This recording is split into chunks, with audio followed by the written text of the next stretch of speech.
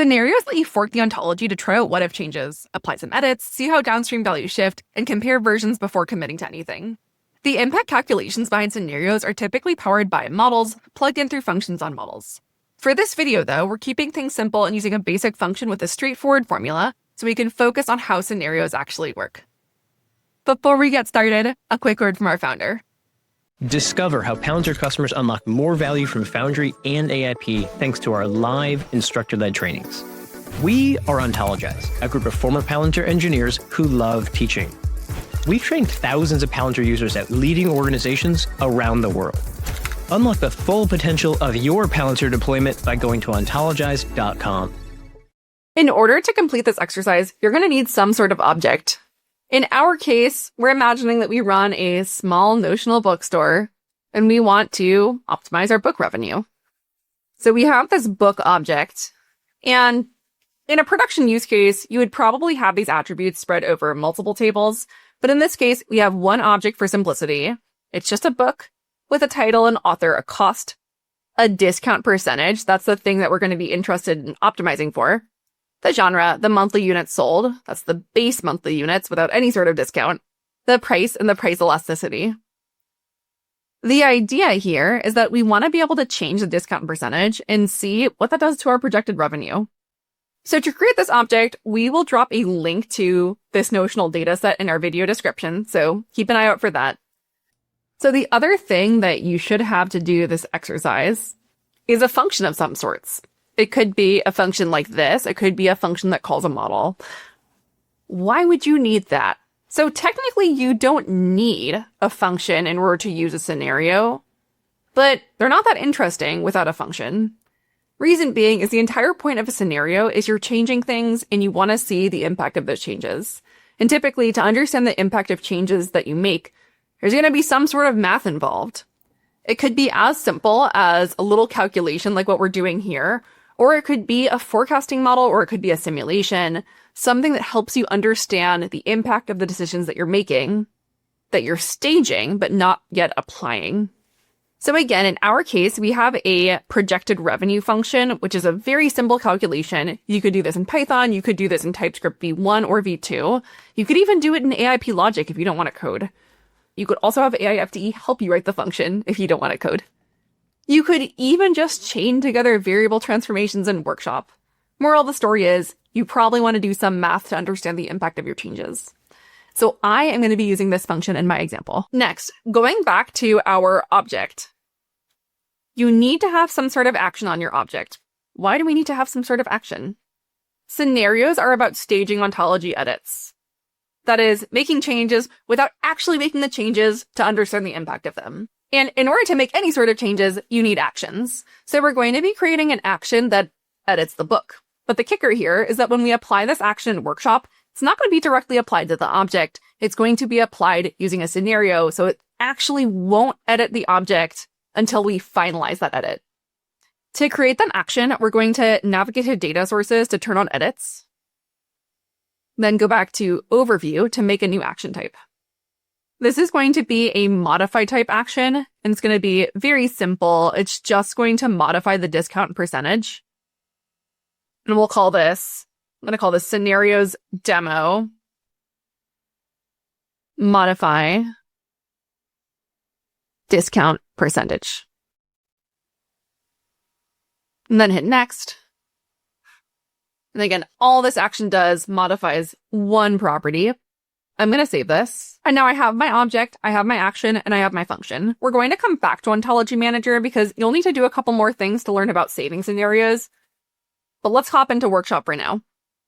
So from anywhere, you can open up Workshop, hit Control-J, search for a Workshop, open that up.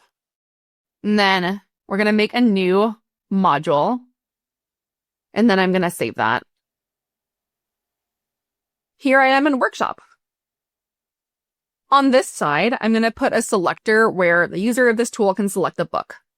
So in this box here, I'm going to add an object list. So I'm going to click on Add Widget and search for Object List. And I'm going to populate that with my books. I'm going to call this variable books. And the starting object set will be scenario demo book. And I'm going to add some properties here. And then I'm going to rename the selected object from this object list. I'm going to rename that to selected book. It's from this list that a user will be able to select a book.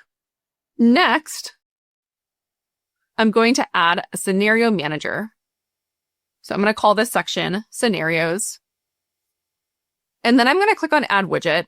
If you search for scenarios in your widget, you're going to see that there are 3 scenarios widgets. So scenario manager, scenario selector, scenario summary. The one that we're going to use today is scenario manager. That is mostly what we would use for creating and managing existing scenarios. So I'm going to click on scenario manager here. And it gets populated by either static scenarios or dynamic scenarios. Dynamic scenarios are the scenarios that you are actively working on, whereas the static scenarios could be loaded from, say, an object set. So first, I'm going to start with dynamic scenarios and make a new scenario array variable. You'll see that there's an active scenario that's written by this widget, scenario manager 1 active scenario. We will see that in action in a moment. Next, where does this action that we created come in? So we're going to add a button somewhere on the app to modify the discount percentage. And that edit is going to be applied to a scenario rather than being actually written to the ontology. So I'm going to click on this button here and add in a button. I'm going to call this button modify discount. And on click, it's going to be an action. There's only one action that's going to pop up here. So modify discount percentage. It's the one that I just made. And what's special here is that instead of this being a regular action, you are going to apply this to a scenario. So make sure you toggle that on. And now you have to select the scenario variable that it gets applied to. So if you click on select scenario variable, there's only one option here, scenario manager 1 active scenario. So we have no scenarios created right now. Before we actually create any scenarios, let's create some parameter defaults. So we want to make sure that the book defaults to the currently selected book. This button is still grayed out because there is no scenario initialized. So first thing we're going to do is hit create here. Now we've created our first scenario. There's nothing going on here yet though. You can also rename your scenarios by clicking on the 3 dots and clicking edit. So here we have scenario 1. That is now our active scenario. Let's focus on the last scene in Ashbury. If I were to click on that book and then click on modify discount, what would happen if I put a 20% discount on this? And so if I click on apply to scenario, you'll notice we don't see that change anywhere. Why not? In this object list, you have to turn on load data from a scenario. So when you toggle on load data from a scenario, you have to select the variable that represents your active scenario. Once we're doing that, you'll see that the last scene in Ashbury now has a discount percentage of 0.2, but it doesn't. So in the actual ontology, the value is not 0.2, it's still 0. But we are staging something that says, what if the discount percentage was 0.2? So that is what's happening in scenario 1. And I could make any number of changes here. So I could modify the discount for, say, this book too, and it would also apply to scenario 1. Let's focus on one book for now, though. So this is where we're going to manage our scenarios. So the next thing that I'm going to do is actually going to make this section a little bit bigger because it's not taking up as much space as it could right now. I'm going to add a section below books that is going to show the projected revenue. And then we'll actually get some interesting answers when we try to modify a discount. So I'm going to split the section here, add a section below, and put a little metric card here. And this metric card is going to show the projected revenue. So I'm going to call this projected revenue for selected book. What am I going to put here? This is where I'm going to invoke my function. Whatever you're using, you're going to invoke it here. So we're going to make a new function-backed numeric variable. So numeric, and it's going to be function-backed. I'm going to call this one projected revenue. For the numeric function, it's going to be projected revenue. This is going to take in a book, so the selected book, and a discount percentage Discount percentage is an attribute on book. However, if we just put in the selected book, it would not be loading scenario data. And so we're actually going to have to make a separate numeric variable to grab that specific property of the selected book. And then we can actually load the scenario value. So I'm going to click on the plus sign and make a new numeric variable. So this is going to be an object property. I'm going to call this discount percent from scenario. And so this is going to be taking in the selected book. Specifically, the object property is going to be the discount percentage. And you'll see that it's 0 right now. We have to load data from a scenario. So we have to load the scenario from scenario manager 1 active scenario. Now it's 0.2. Now we're going to plug that into the function projected revenue. And now as this value changes, this one will too. And the elasticity will dictate which way it goes. Let's go take that value and put it in our metric card, metric 1. And the number, I'm going to grab that numeric variable, projected revenue, and it's a dollar amount, so I'm going to make sure that's a currency.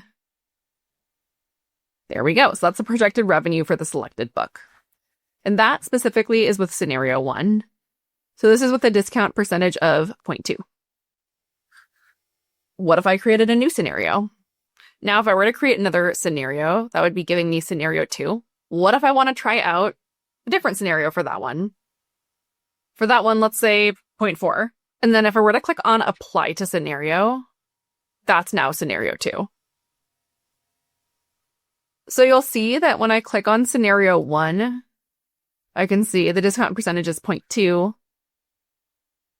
And when I click on scenario 2, I can see that the discount percentage is 0.4 and the projected revenue drops.